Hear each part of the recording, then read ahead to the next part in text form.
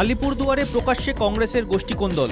জেলা কংগ্রেসের সদর দফতরে ধুন্ধুমার। গন্ডগোলের জেরে বন্ধ হয়ে গেল দলের সাংগঠনিক সভা। আলিপুরদুয়ারের রাস্তায় রীতিমতো বাঁ হাতে সংঘর্ষে জড়ালো কংগ্রেসের দুই গোষ্ঠী।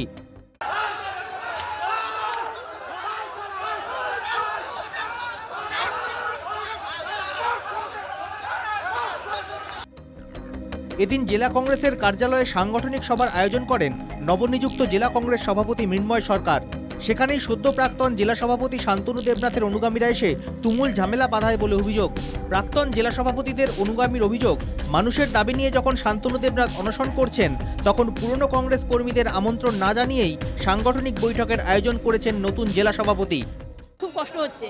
আজকে শান্তনু দেবনাথের সাথে আমরা 3 দিন ধরে চৌপতিতে অনশনে বসছি। আজকে আমাদেরকে কোনো কিছু না জানিয়ে আজকে এত বড় একটা অনুষ্ঠান হলো, তো এটা আমাদের দুঃখ আসবে না? আমাদের একটু দুঃখ আসবে কিনা বলেন? আজকে আপদে বিপদে ভালোই মন্দ আমরা প্রতিদিন আমরা পার্টি অফিসে আসি। সঙ্গে এখন যিনি সভাপতি হয়েছেন তারা সভা করছে, সেখানে এসে তারা একটা গোলমালের সৃষ্টি করার চেষ্টা করছিল। সভা চলাকালীনই কার্যালয়ের প্রাক্তন জেলা সভাপতির অনুগামীরা এসে বিক্ষোভ দেখাতে থাকেন। পরিস্থিতি এতটাই চরম আকার ধারণ করে শেষে কার্যালয়ের মধ্যেই সংঘর্ষ ও হাতাহাতিতে জড়িয়ে পড়েন দুই গোষ্ঠীর সমর্থকরা। দলের সাংগঠনিক সভা পণ্ড হয়ে যায়। কিছু নেতা রয়েছে যাদের পায়ের নিচ থেকে মাটি সরে গেছে, তারা কিছু ভাড়া করা গুন্ডা পাঠিয়ে আজকের যে সফল আমাদের সম্মেলন কর্মী সভা এটাকে নষ্ট করবার একটা প্রয়াস। এলো ভিত্তিহীন কথা। সভাপতি নিজেই জানে না আলিপুরদুয়ারে কারা কংগ্রেস করে কারা কংগ্রেস করে না।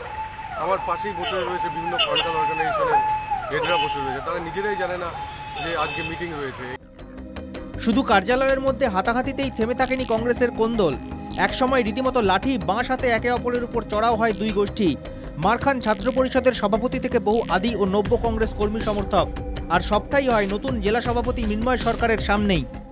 মিটিং করছি, শান্তনু দেবনাথ এন্ড টিম আইসে আমাদেরকে এখানে হেনস্থা করেছে, আমাদের মিটিং করতে দিল না কংগ্রেস পার্টির পার্টি অফিস। ছাত্র পরিষদের সভাপতি ওপেন বলতে শুট করবে ও দেখা এখন শুট করে। আমি এখানে দাঁড়ায় আছি, অন ক্যামেরায় বলতেছি ও শুট করে আমাকে দেখা, কোন বন্দুক নিয়ে এসে আমাকে শুট করে আমি দেখব।